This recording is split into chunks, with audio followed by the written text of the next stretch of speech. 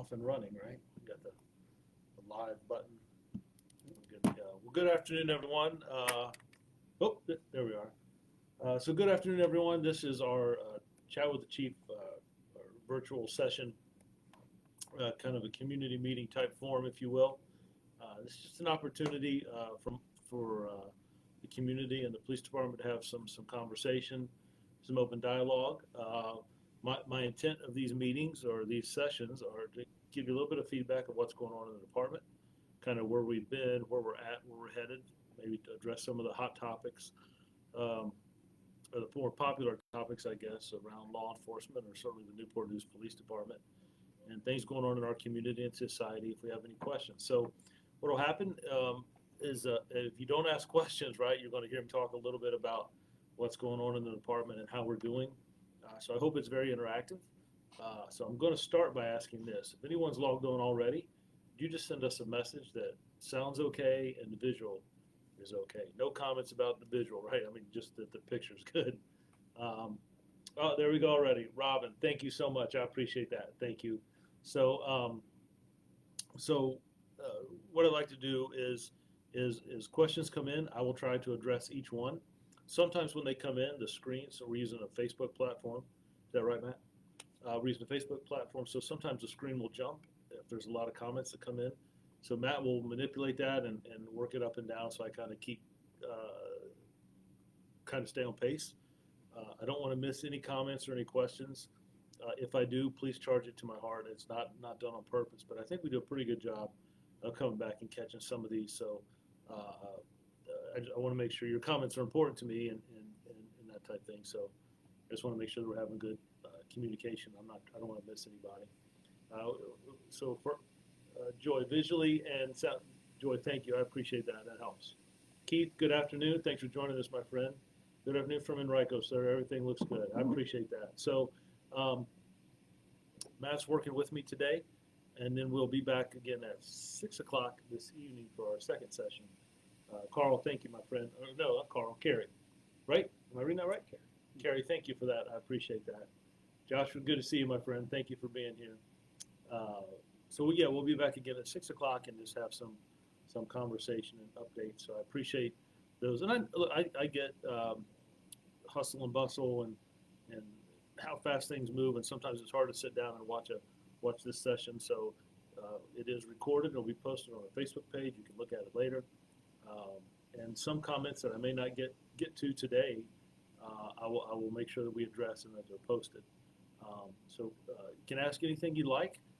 The only prerequisite, I guess, that I want to lay out there is if it's about an open case, I don't want to give out information that would hurt the case in any way, that would be disrespectful to the detectives, that would be disrespectful to the Commonwealth Attorney's Office. So I might be able to talk on a 50-foot level, but I don't want to get into details about any particular case that's in the process, if that's fair. So again, welcome. Let me just hit some of these. I got Carrie. Carrie, yeah. So Carrie, what about the Andre Grady case? So Carrie, I'm not sure what you mean when you say "what about it." You have to help me a little bit about what the question is. I don't want to answer one direction and be something else. So if you can kind of clarify that a little bit for me, that would help. Keith, Matt, everything is good as long as you don't let the chief touch anything. Keith, you're right, and you know me because they don't let me touch anything electronically, right? One time I tried to move the screen, and they're like, it doesn't work that way. So yeah, so I appreciate the humor. That's pretty good. So to give you a little bit of update on what we have going on with our training academy. We do have a new training facility. The city was very, very gracious to us. I was excited to get that. We moved in towards the end of last year. We have 2 classes in the academy right now. One class has 24, and they are set to graduate in about 6 weeks. They graduate towards the end of March. I'm very, very excited. We'll set up our NFL draft day, if you will, where we sit in a room and the precinct captains pick, which recruits they would like to have come to their precinct. It's pretty interesting because they'll go see them do some of their scenario training. They've already talked to the academy staff, who has what strengths and weaknesses, what works well in their precinct, what they're looking for. So, yeah, I enjoy that day because I get to kind of sit back. We just select an order that they select in, and we kind of sit back and hear them have discussions about what officer, what recruit would work well in what precinct, and what they're looking for. So that'll be coming up. I look very much forward to graduation. Right now, that's set to be at First Baptist Church. Is that correct? And the community is certainly invited. Those are pretty good events for us. I don't want it to just be show up, get your badge, and that's it. I want that to be a day you remember. So we really try to interact with the families, the community a lot. We get a big turnout, and the police graduations in Newport News are an event, and I want it to be. They certainly deserved it, right, for what they go through and what they will go through and what they will see. They deserve it. So, like I said, there's 24 in the class that are set to graduate in March. They still have to take that final exam, but I have faith in them that they're all going to pass that and do well. Then on their heels, there's a class of 18 that will graduate in, I think, the end of June or the 1st of July. So they're coming up on halfway for their graduation. I look forward as we continue to try to bring in new individuals and talent and their contributions to the department. I'm very impressed with our recruiting efforts. I know it's still a challenge, not just here, but across the country.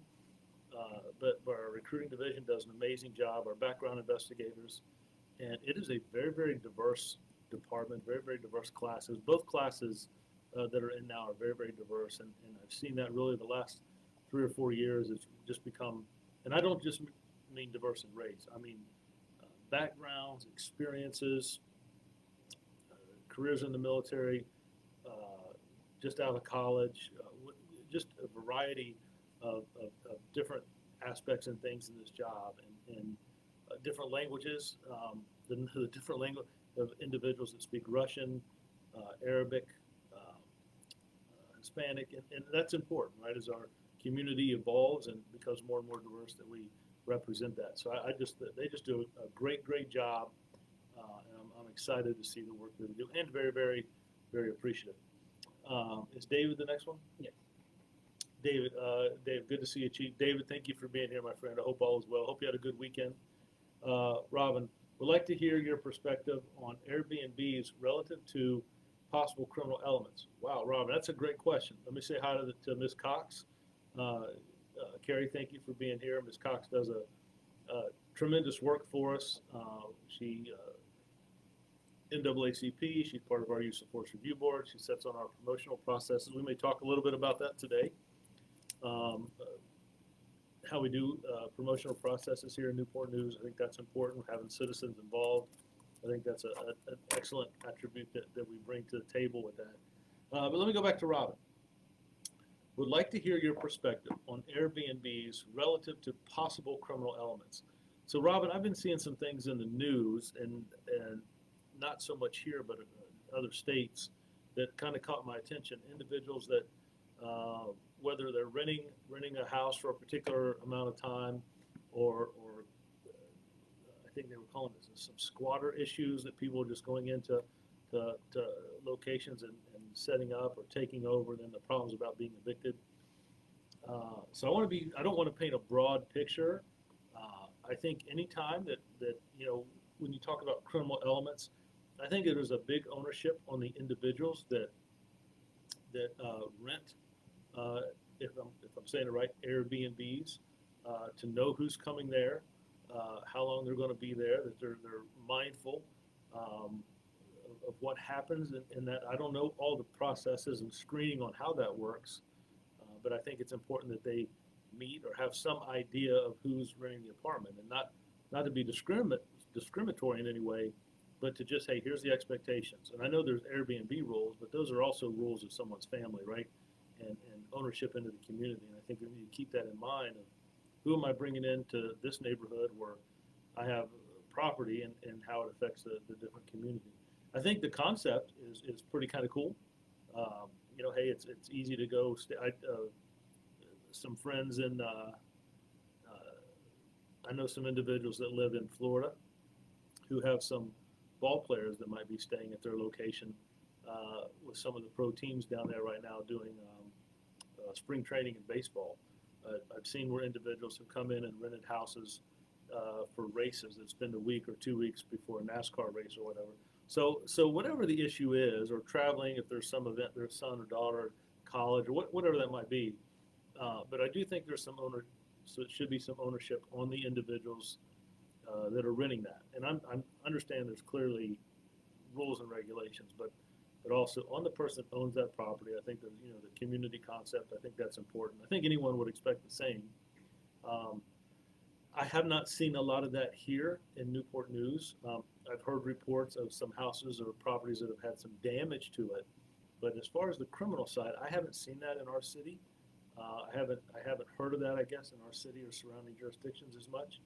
But it is something that I keep track on and listen out for. What are homeowners saying? What are communities saying? Neighborhood organizations, homeowner associations, I guess, groups. But I just have not had a lot of negative comments. But that doesn't mean that they're not out there and people just may not report it. So I hope that answers your question, Robin. That's a great question. Things that we keep a monitor on and look for is how does that affect my concern, right, is how it affects the community and neighborhood, and then the rights of the individuals who own that property. I don't want to see any damage, and I'm not saying that that's the case. I'm sure that for the most part that they work out well and they stay and enjoy the time and get to see a different neighborhood, a different community, maybe a different state, and then back to their lives. So yeah, I hope that answers your question. It's kind of a overview from what I'm seeing, what I'm hearing, and the aspects just personally of concerns that I have just not seen brought to me, but I have heard. I have seen some situations that have been very, very different in other states and some of the challenges that they face and have seen, and that can be the potential for problems. And I would say the same, right? There is a potential if it's not looked at and handled and done accurately. So it would be something that we would keep track of and keep an eye on if we were to get complaints about residents and locations, situations. Ron, that's a great question. I'm going down to Sarah. Is Sarah waving to me or just giving a high five? Waving. Got it. Robin, thank you. I appreciate that. Let's see. Let's go back. I got okay. Rose. Hola, Chief Drew. Chief, good to see you. I'm excited about the Hispanic CPA. That will make two of us in our home that have gone. Well, I will tell you, Rose, I am too. I believe the Citizens Academy, the Hispanic Academies, the Senior Academies, the Academy for Youth, I just think that is a great way to get our message out. And if you're not familiar, what she's talking about is it's a several-week course where individuals meet one night a week, and they have some discussion. And there's a lot of presentations from the police department that open up and talk about what the police department does and why. Sometimes we don't do the best explanation of why we do things, but it talks about homicide investigations, forensics. It talks about the internal affairs. There's a big class on use of force. That's very, very important. But it just gives you some insight into the police department. There's a good relationship. It's good information sharing, good question and answer. We've had college students, retirees, public officials that have taken part. Monica White and Anna Whalen just do an amazing job with putting that on. We've had the president and members of the NAACP that have attended. And so it's a great process. And the kids seem to like it as well, the youth, when we do that in the summer. But I am very much looking forward to the Hispanic Citizens Academy. And I would agree, Rose, it's a great event. So outstanding. Speaking of Training Academy, is Newport News Police Department coming to the Val Job Fair in Ashland in May this year? Have your recruit emailed me? So Keith, yeah, I'll take a look at it. I know we've been up there before. It's a pretty nice event up in Ashland. Departments across the state that set up their recruiting booths and tables.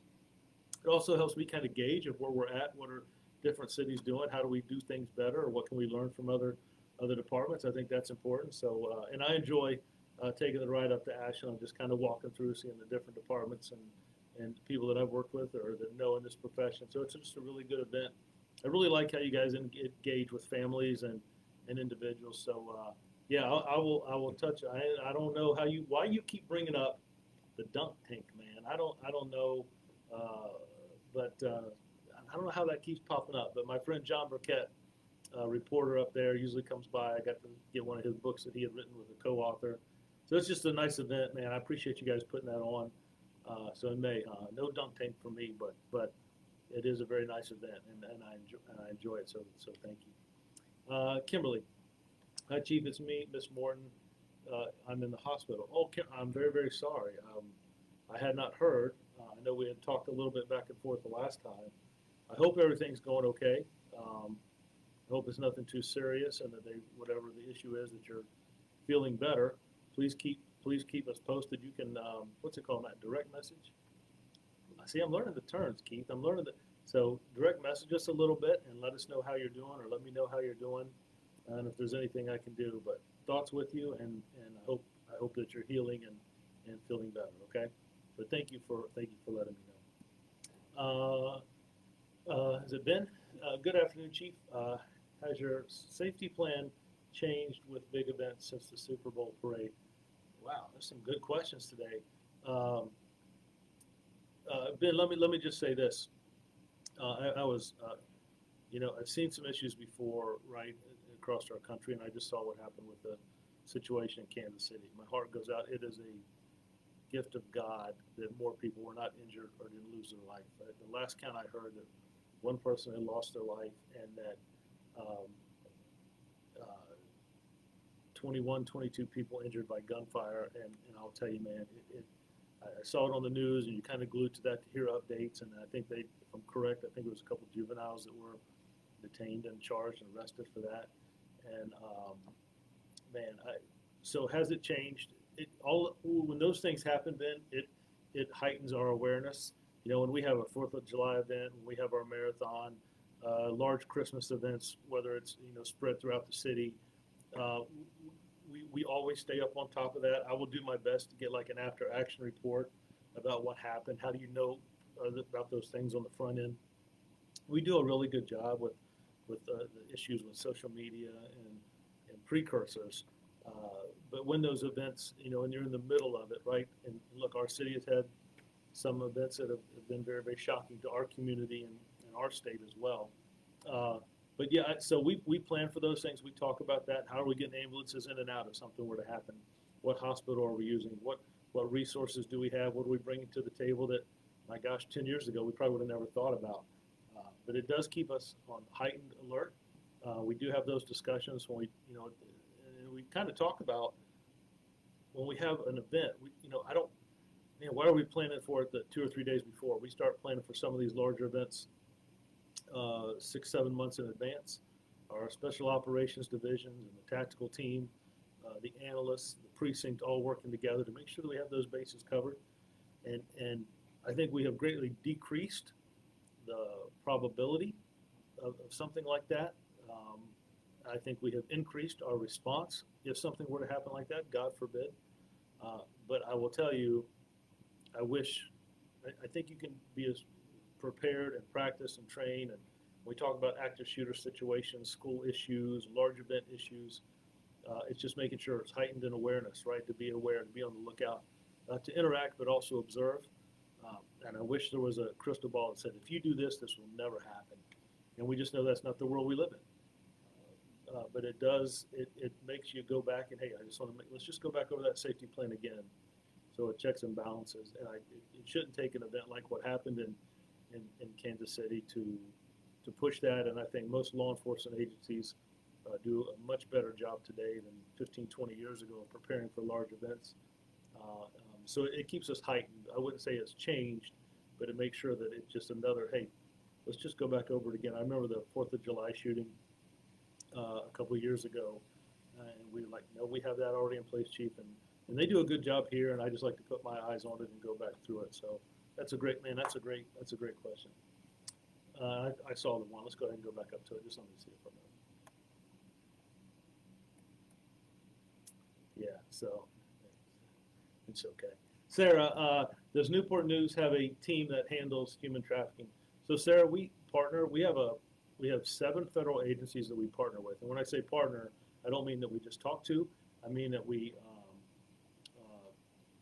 what do you call it? Have officers assigned or detailed, right? So the FBI, the DEA, Homeland Security. We have detectives, Newport News officers that are assigned to those divisions. So there is a team that focuses on that. They work on the federal level, and some of the reason is because of the human trafficking bounces back and forth across state lines. And when you start doing that, it becomes a federal issue. So I think we have one of the best detectives in our department on that task force. That is a hard job, and it is so horrific when you hear about some of the things that happen and occur. But yes, we do have a team. You're getting good questions today, Matt. Sarah, we do have a team. We work well together in the area as a region, and also with our federal partners that just do a great job.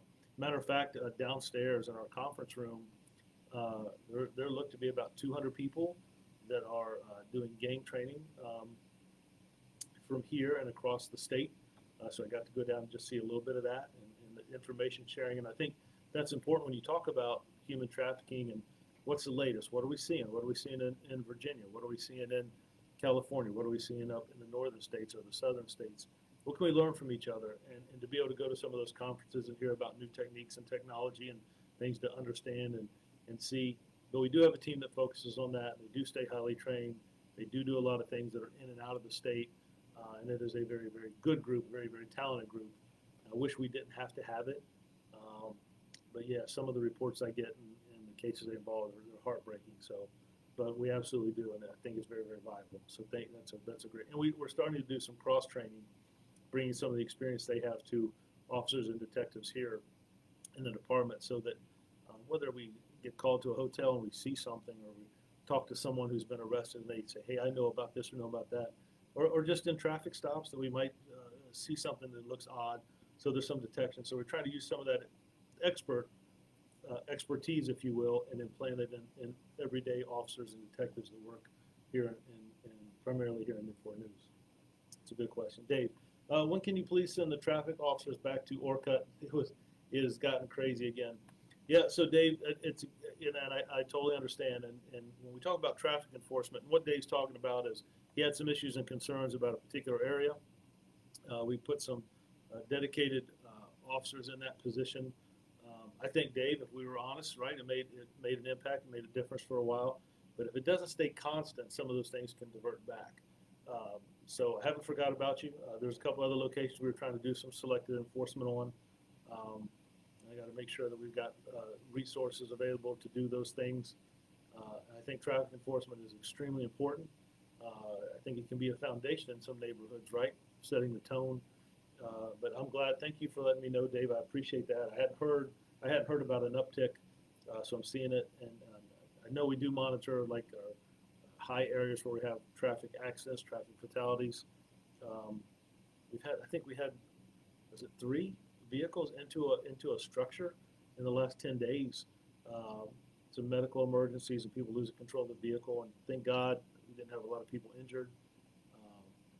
But yeah, Dave, I appreciate that. Thanks for the heads up, my friend, and we'll go from there. Okay, thank you, sir. Scroll in just a little bit. What is the new comment, or is that somebody replying? What's the reply? It's okay. Sarah, or is everyone brushed under the rug like me? She's replying to. So Sarah says, or is everyone brushed? Sarah, I'm not sure what you mean. Yeah, I'm not sure what you mean. I can tell you that they investigate those cases that come through, and if you didn't have a good experience, or if someone you know didn't have a good experience, if you want a direct message, let me know. But I'm not sure what you mean. I thought your question was, is there a team? And the answer to that is yes. I was just trying to elaborate a little bit on where that is and what they do and who handles those cases. Shay, are there plans to in place speeding cameras in school zones and or Hilton 25? Only takes a few seconds to slow down. Other locations have had success. So, Shay, it's an interesting point. We have talked about that, about cameras. I know there are some departments that are experimenting with that. I actually have a regional chiefs meeting coming up this week, so I'll sit down with them and have some conversation. I'm interested on how that works, and what benefit they've seen. Has it been a deterrent or not? It's kind of like, I think, the red light camera system and the bus cameras that capture things, capture an image, and then send a fine right to that location, the register on the vehicle. I just like to see how it's work, if it is beneficial. It is something we've talked about and looked about. I know a couple councilmen have talked to me about that exact question about speeding cameras. So it's something we'll certainly look at and continue to focus on. We don't have them now in school zones, but and I also would want to talk to Dr. Mitchell and the school staff on how they felt. But I hope to get some input from the other chiefs. I do have some. I think I have 2 magazines on my desk that talk about speeding enforcement by camera, and it is something that we have had discussions about. And that's another great question. Robin, you're welcome. Thank you, Mike. Thank you. Good afternoon, Latoya. I hope you're doing well. Thanks for being here today. It's been a while since we talked, and I hope everything's going well.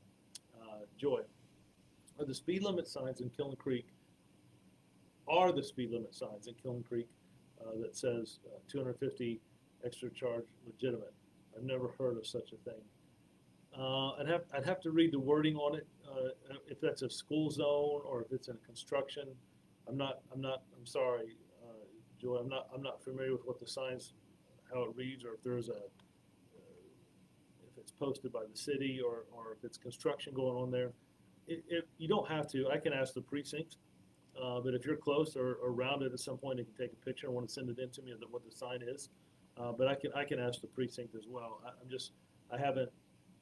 You're saying the sign says 250 extra charge for speeding. Yeah, I just would need to see it. I would hate to comment on it and not know for sure, but I'd be willing to look into it. I can certainly ask the precinct if they've had any issues. I had heard of some concerns with speeding in Kiln Creek. The ones I just tell you, the top 3, Hilton Village, I get some concerns for them. Orcutt, we just talked about, and Kiln Creek is the last one. Those are 3 of the top 5 or 6 that are on my desk right now that we get continued requests to keep an eye on. But I have not heard of that sign. I'm not saying it's not. I just haven't heard of it. I just need to take a look at it. That's a great question. Thank you. Ms. Neal, good afternoon. Ms. Neal, I'm doing good. It's good to have you on. I hope you're doing well. It's good to see you the other day. Thanks for helping out with the food bank this year. I appreciate that. It was a good event for all of us and just people in need and for you to come out and volunteer. And it was good to interact with you and see you again. And thank you for all the help that you did when you were there. Annette, am I reading that right? Annette, good afternoon to you. Hope all is well. Thanks for being in today. I appreciate that. Yep, that's fine. Let Corporal Blanks know. I got to talk to him a little bit last week, so that's perfect. Yeah, if he hears from you before I do, that would be fantastic. Latoya, thanks for all you do in the community. I don't even live in Newport News, and I'm so thankful. Well, Latoya, I appreciate that. I'm thankful to have this position and do this job. I still enjoy getting up every day and doing it. I have to share with you, can't laugh though.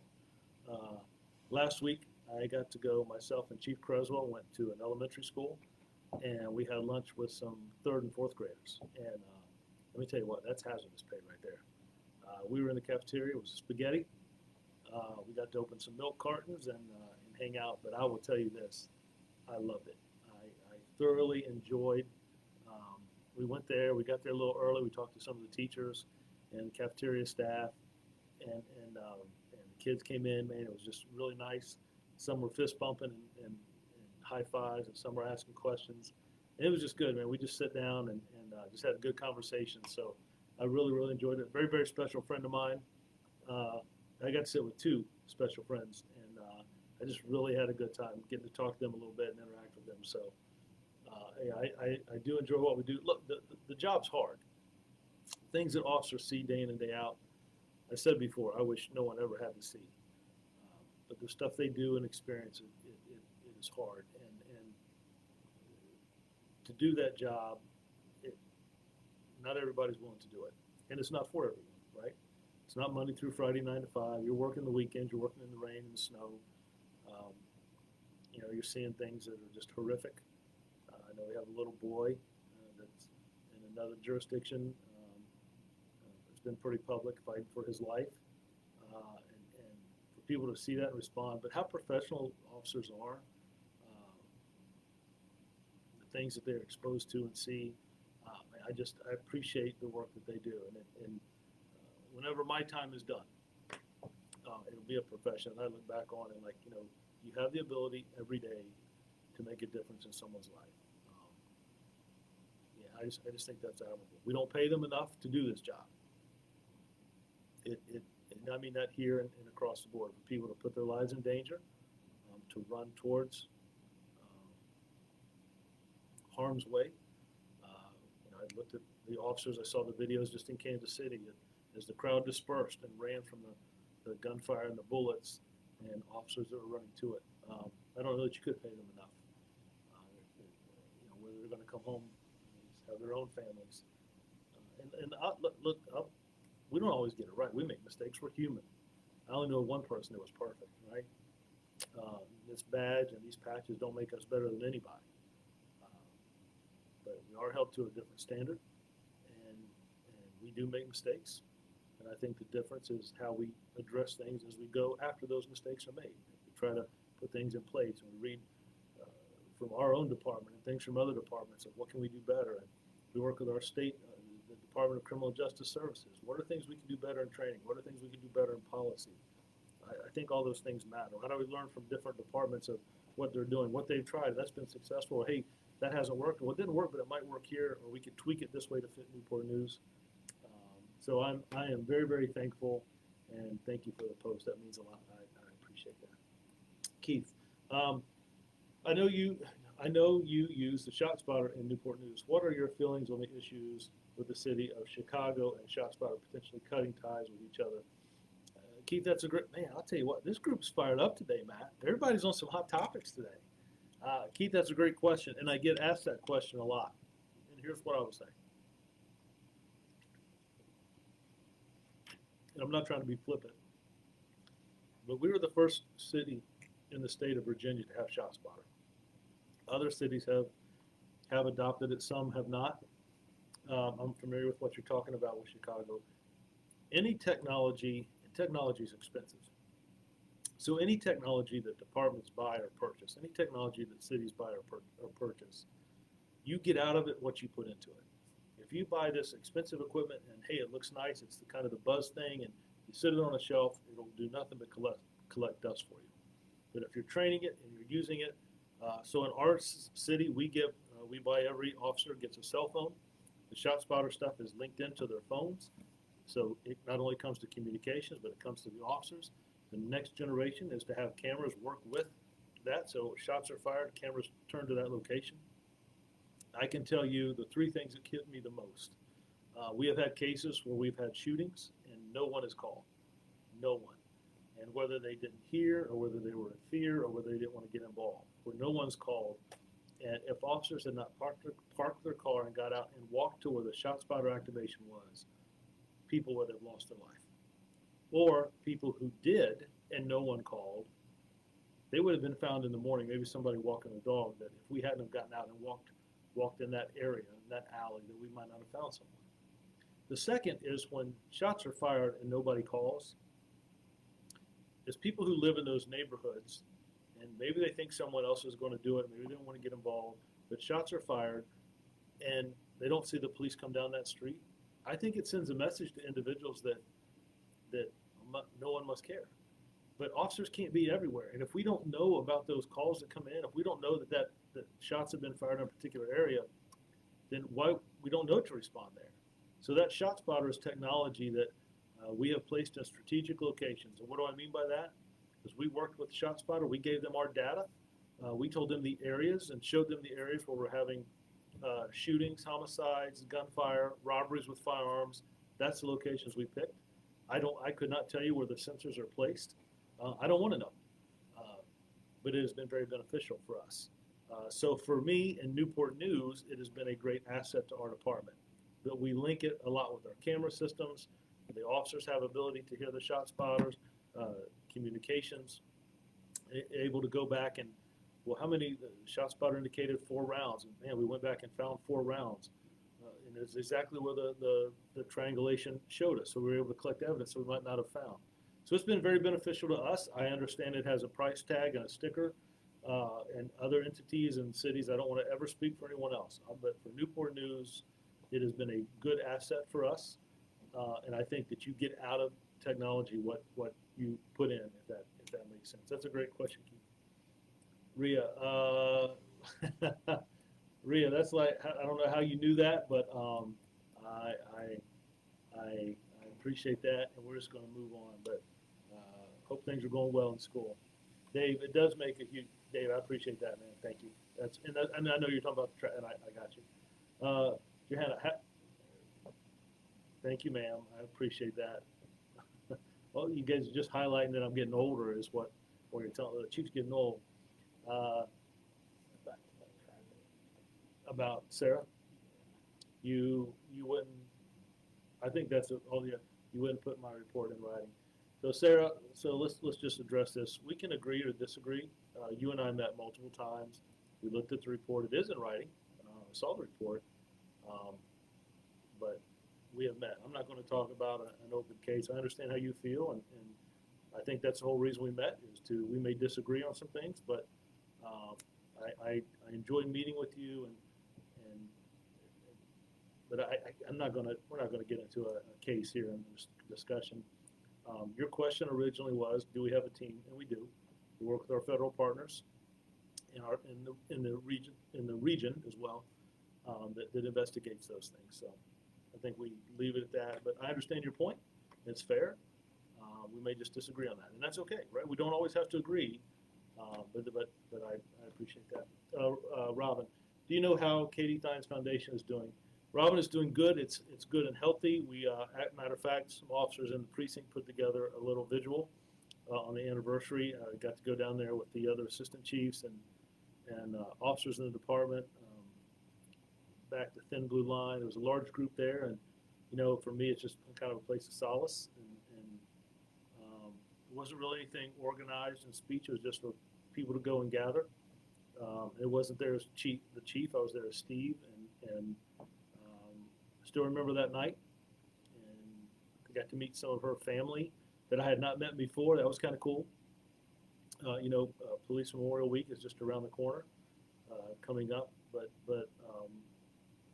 sometimes I will find myself going to a location in that area of town, and I kind of make a detour and swing by. I can tell you, I was out and about on Saturday and Sunday, and I stopped by both times, and just. Sometimes you see new flowers or new signs that are up,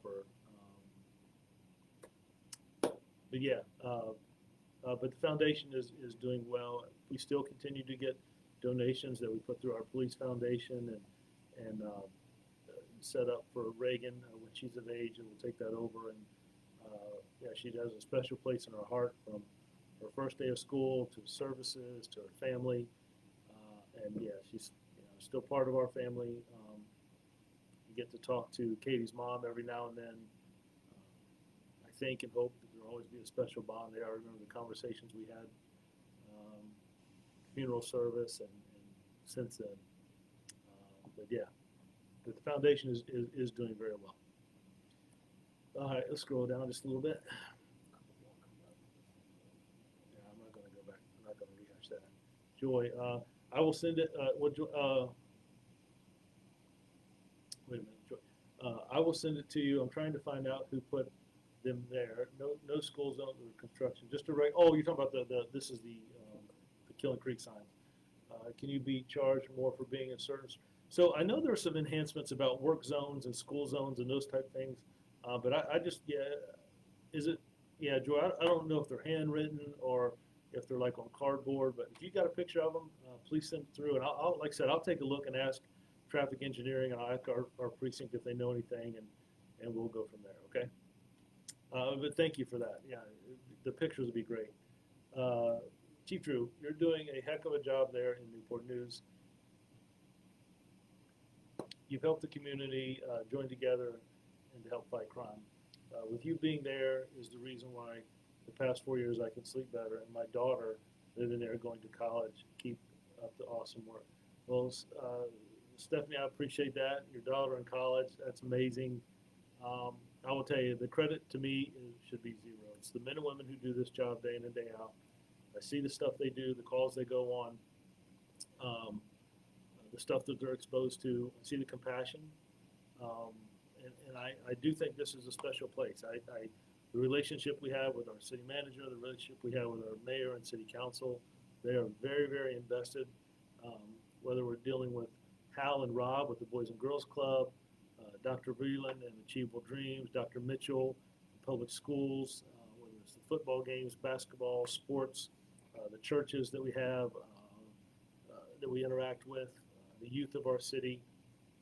I just think it is a matter of fact, I will tell you, whether we're up in DC or I'm working with DCJS, the Department of Criminal Justice Services, or the Attorney General's office, things that I always hear them comment on is your city works well with all entities. Where do we find that common? And it goes back, we don't always agree on some things or look at things differently, but we're able to sit down and have conversations, and there's a fundamental, I believe, there's a fundamental fabric here that we're together, that we want to make things together. We work with Project Ceasefire and to address our violent crime, primarily our shootings and our homicides. Those things are starting to pay off. Things that we did at the end of the year last year, we're starting to see residual effect, and we got off to a great start. God has blessed us. We got off to a great start.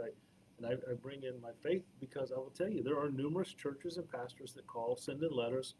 We're praying for officers. We're praying for the department. We're praying for our city. I got to attend a couple church services on Sunday. I was asked to go and speak at Trinity Baptist, and it was a good question and answer, but I enjoyed staying for the sermon as well. And they just talked a lot about community. The pastor there has been there for 36 years, and I got to learn a little. I love history, so I got to learn a little bit of history about the church and where they used to be and where they relocated. And while I'm there, let me just pay some respects. Marcellus Harris Jr., Pastor Marcellus Harris Jr. had passed away. Of course, Marcellus Harris is also a city councilman, and his father, his funeral was over the weekend. Myself and Chief Grinstead attended. It looked like everyone in the city was there. It was a beautiful, beautiful service.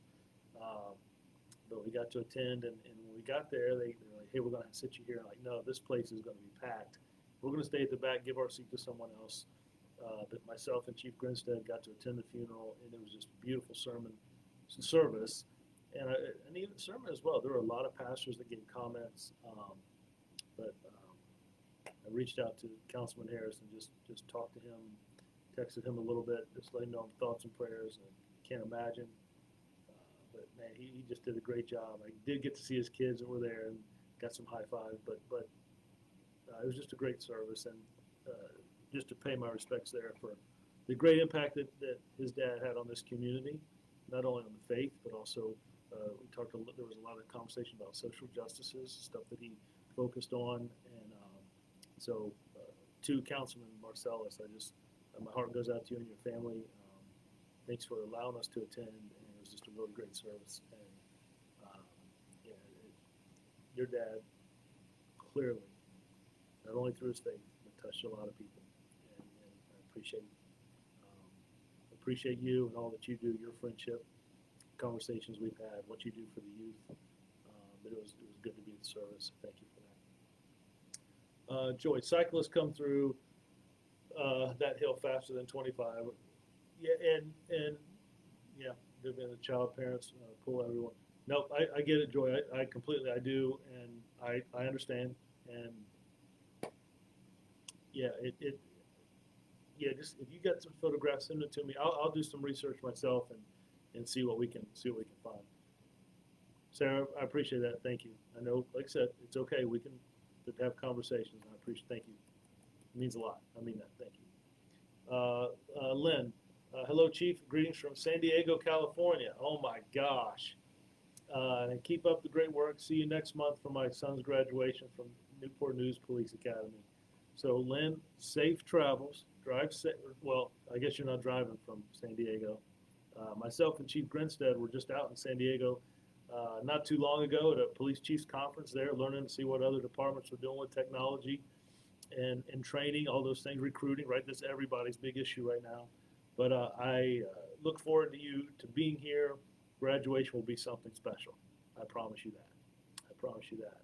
And he's doing well, so I look forward to seeing you. And please travel safe, and we'll see you in graduation day. But it will be, and you know what? After it's over, pull me aside and like, Chief, it's better than what you talked about, or like, Chief, you fell way short. Let me know what you think. But I think he will. I think the graduation will be something special. Keith. HOs are, Joy, you have them in Henrico County. They are called enhanced speed zones. Usually neighborhood associations request it through. Keith, I have heard that neighborhoods sometimes will work together to get, that's interesting. It's a good, usually neighborhood streets. Yeah, okay. Stephanie, um, you and her dad are the reason why she has has chosen to follow in your all's footsteps. Rich lost a heck of an officer. Wow. Well, Stephanie, I will tell you, I wouldn't trade my time in Richmond for anything. I got to spend 25 years there. The community, some pastors there that helped mentor me, the different chiefs that I got to work with, the men and women of that city were great. They really helped prepare me for where I'm at today. I'm very, very thankful to be here in Newport News. This is a great department. It's great people, great community. Youth, I think we've got some of the best youth here in the state. It's funny, I was at the church, we were talking about community. It was this community conversation about how we interact with each other, right, and build bonds. And I will tell you, when I sit back and I students that go to high school, middle school, that ask their school resource officer, hey, would you come to this event? Would you come see me in this wrestling championship? Would you come and travel with us as we play for the high school girls basketball championship in Richmond, right? And they asked for their SRO to go with them. Now, I agreed. I sent a sergeant with him to make sure he came back. But just those relationships, walking when myself and the chiefs walk through the football games here in our city, and people come down and talk to us, shake our hands, and just interact. Hey, my son's number so and so, or hey, my son's doing really good in school, or this is my family. I enjoy that, and I think that I'm going to talk a little bit here. We're in the Black History Month, and I'm going to bring up a man I greatly respect and read a lot about. And I'm going to talk about him just in a minute, but some comments that Chief Grinstead had talked to me about, educated me on. But I just think that community policing, crime's going to go up and down. Critical situations are going to happen. And those relationships should not be the first time we interact with people. It is my hope that the city sees this department as a department of compassionate care. I know there are things we don't get right. I know that there are traffic stops that don't go the way some people would like them to go, or some officers would like them to go. I know that there's interactions that we have, but for the most part, 95%, when I look at our citizen complaints to the number of calls per service, it's 0.0, and it's okay to come. Sometimes the complaints are, oh, I didn't understand that was the procedure. Sometimes the complaints are, I didn't feel like the officer should have given me this or done that, or I think the officer should have done more, or so, hey, I didn't like what the officer said to me. And I get it. I totally get it. But those are the small. Those are not the norm. We still continue to decrease those more and more. We're never going to be perfect. We're never going to get it right. We're human just like anybody else. We put this badge and uniform on. I don't know of any other profession that walks around with a camera attached to their chest that records conversations and visuals. But I think it makes us a better department. It holds us accountable. And then when we make when we make mistakes, to own up to that and try to get it better. We may not always agree, and it's kind of like a conversation with Sarah. We may not always agree, but it's important that we sit down and have those conversations. So I appreciate everything that Richmond gave me and helped me where I'm at today, and I really enjoy the relationship I have in the city of Newport News with our citizens and our youth. On Friday, is it Friday, Matt, we did the walk? Friday on 35th Street. We walked about 7 blocks on 35th Street. There was a tremendous outpouring of officers. The chaplains came with us. Councilwoman Tina Vick came and walked the neighborhood, and she commented. She pulled a couple female officers aside and we're having some conversation with them. But she commented to me about, Chief, look at the officers interacting with you. Look how they're talking to citizens coming off the floor. I think that sends a strong message. I just think that's important. And whether people look out their blinds and may not want to talk to us, or they come out and walk with us, I just think those conversations are important. And it really creates a strong relationship with police and community. And you don't get that everywhere, and I appreciate that. Thank you, Keith. Okay, she's talking to Keith. Faith, good afternoon, Chief Drew. Faith, good afternoon to you. I hope all is doing well. Thanks for joining us today. I hope it's been somewhat informative. Is that the last comment? Yeah. So we talked about our academy classes graduating. We got off to the start of a great start this year. South Precinct has seen about a 25% decrease in crime. Central is around 10%. North is hovering about the same where they were. I think there might be 6 or 7%. I have not seen the crime numbers today. Yesterday was a holiday, but we're seeing a drop. Our shootings are down so far from last year by about 50%. I think last year we had 13 shootings and we're sitting on about 6. And then our homicides are also down from where we were this time last year. So that, look, knock on wood, I know we're 8 weeks, 6 weeks, 7 weeks into the year, but we look at those numbers at least 3 times a week, and that's important. And don't get me wrong, those numbers equate to people. It's not just numbers on a spreadsheet. I know those are individuals, families, loved ones, like we talked about the 8-year-old little boy. I continue to follow that in the news and situations we have here, homicide victims, families that have lost loved ones. We're meeting our homicide support group, our domestic violence group that meets. I don't lose track of that, but it does give me a gauge on where we're at compared to our strategies seeing a decrease, or do we need to tweak things and change things. I know that the police department cannot arrest our way out of some of the situations we deal with. It takes a community effort, schools, churches, fire department, police department, grassroots organizations, mentors, all those things, employment, economic, all those things play a role. But we certainly have our place, and I think we're better together. It does take a village. I got to interact with some middle school kids about a play they're putting together, and the topic that they chose, I think the play is called Deja Vu, if I've got it correctly, and it's about bullying, and I was blown away. I got to go meet them and got to speak to them a little bit and did a little promo for the play. That's going to be amazing. I want a front row seat to that, and I'll see it multiple times. That's going to be great. And I told the students that, from my understanding, they wrote it. It tells me that's on their mind, bullying and suicide. I will tell you, in middle school, not high school, middle school. But I might try to use that as a training video as well for our school resource officers and our everyday officers. I got to go see them on Friday evening after I got off. I got to go spend some time with them at their school. Do you have to live in Newport News to attend the Citizens Academy? Robin, no. It probably helps you on the selection process if there's people who live in the city, but you do not. We have people who work in our city that attend. If there's something you want to do, you let me know. We'll get you in there, though. People who have a real desire to do it, we'll make room for you. We'll make that happen. Nope, I'm sorry, Matt. Man, I missed some, didn't I? Does Newport News offer anything for senior citizen safety?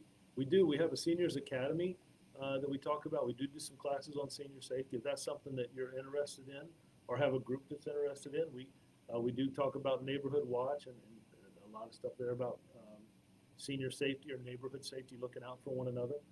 I always worry about seniors getting caught up with some scams and people knocking on the doors and doing things. So there are some programs there. If that's something you're interested in, you let us know, see what we can put together and partner with other entities as well. Keith says you're welcome. Oh, so Keith's responded. Keith, you enjoy having your own conversation there, man. I got you. I'm good. That's perfect. Rose, just a heartfelt thank you. Just a heartfelt thank you for addressing and caring for our city. Rose, I appreciate that. Nancy, thank you for the leadership, and thank you to the officers that routinely patrol our neighborhood. The drug traffic on our street has diminished, though not eradicated as of yet. Nancy, that post means more than you'll ever know. We're not looking for plaques or awards. Citizens saying we're seeing a difference. It's not fixed, but we're seeing a difference. That lets us know we're doing the right thing, so thank you for that. It matters. Keith, have a happy birthday, sir. Sorry I have to missed your chat. I was out of work with an injury, have neck fusion. Oh my goodness, recovering. Well, listen, man, you take care, Keith.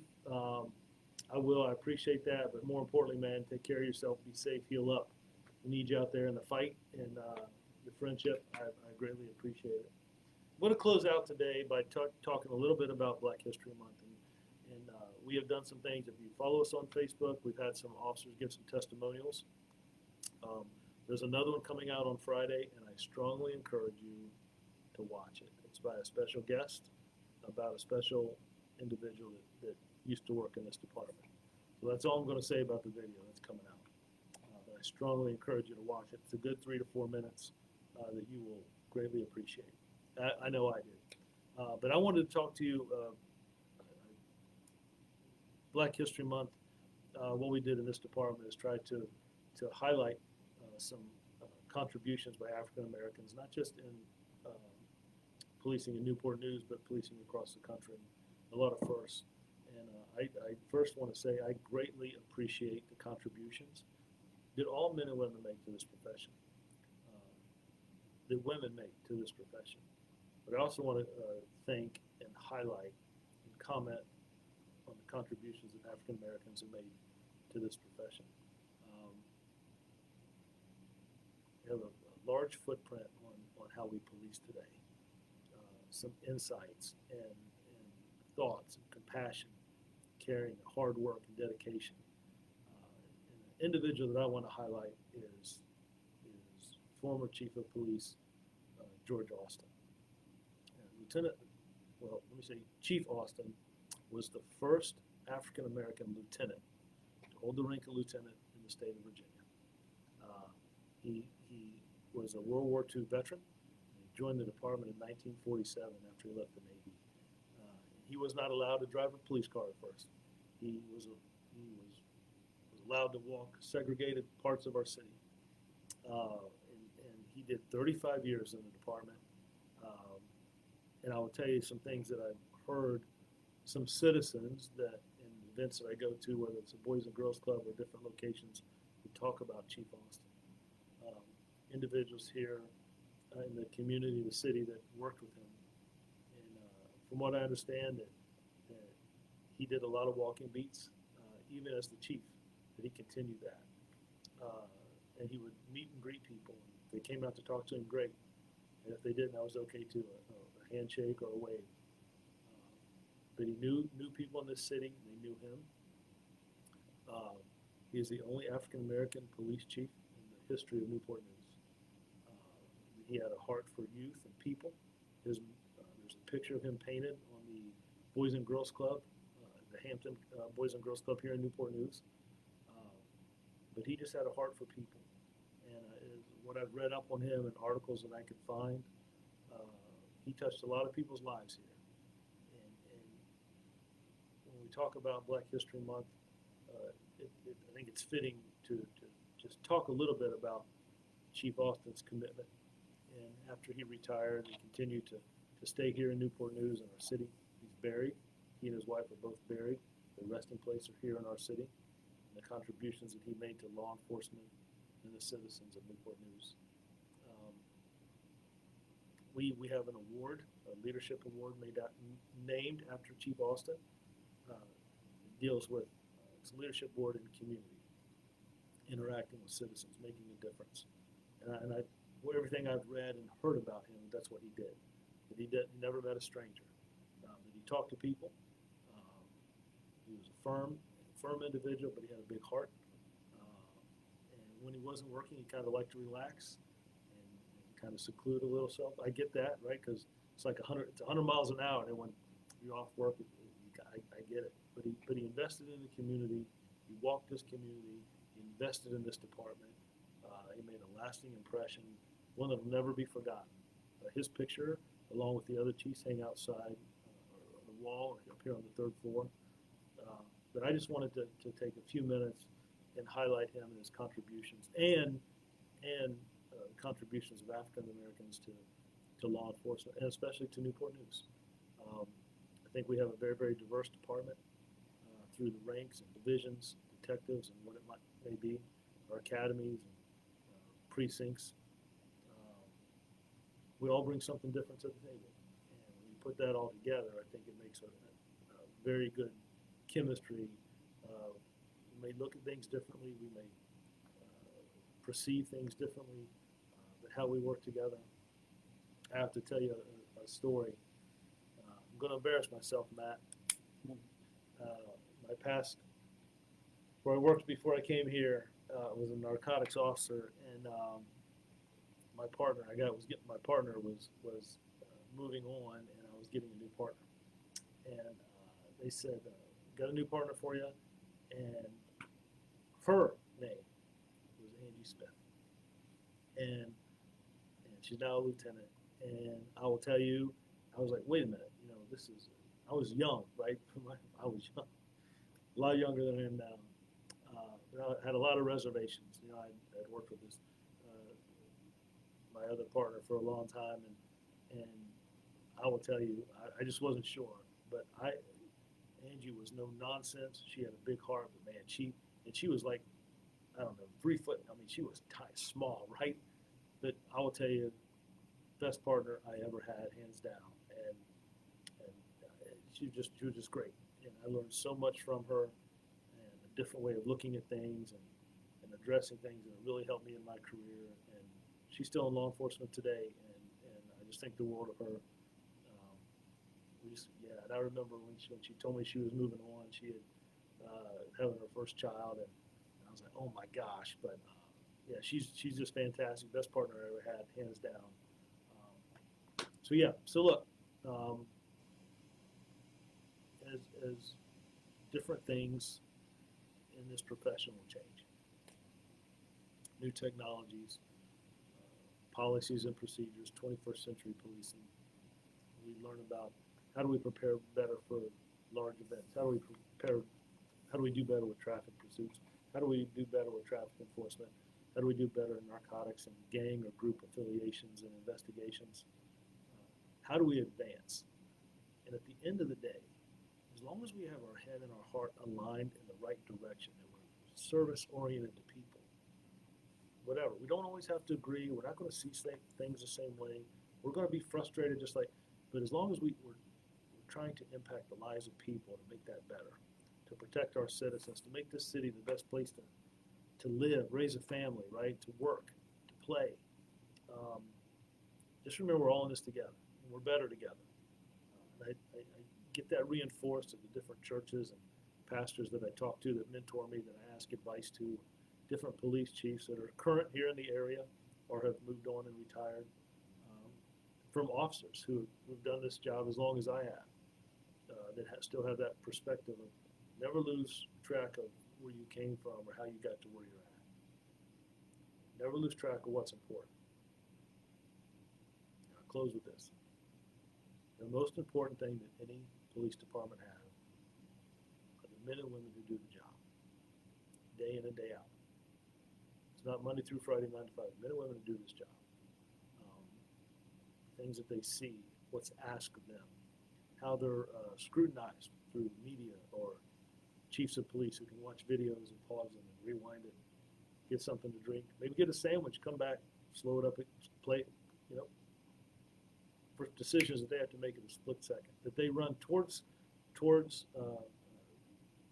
harm's way and harmful situations while others flee, that they put themselves in the line of fire, that they go through a door never knowing what's on the other side, that they've got a body-worn camera that records everything they do and say,